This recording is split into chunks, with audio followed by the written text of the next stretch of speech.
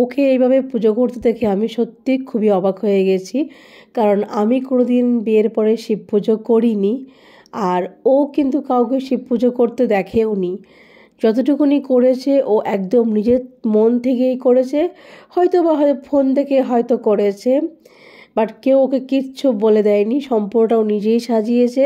আর এটা দেখে সত্যিই ভীষণই ভালো লাগছে যে ও নিজে নিজেই ঠাকুরকে এত ভালোবাসা দিয়েছে, ওর সামর্থ্য অনুযায়ী করেছে, ঠাকুরকে অনেক ভালোবাসা দিয়েছে।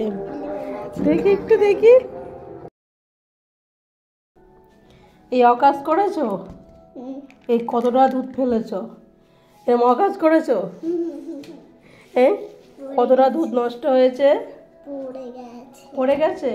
আচ্ছা ঠিক আছে, চলো আমি সব ক্লিন করে দেবো, ওখানে রাখো। আর কতটা পড়ে গেছে, ঠিক আছে যাও যাও যাও, চলো চলো চলো, কাউকে বললে তো কেউ বের করে দিত। আচ্ছা ঠিক আছে, থাক থাক থাক, ঘাটে না।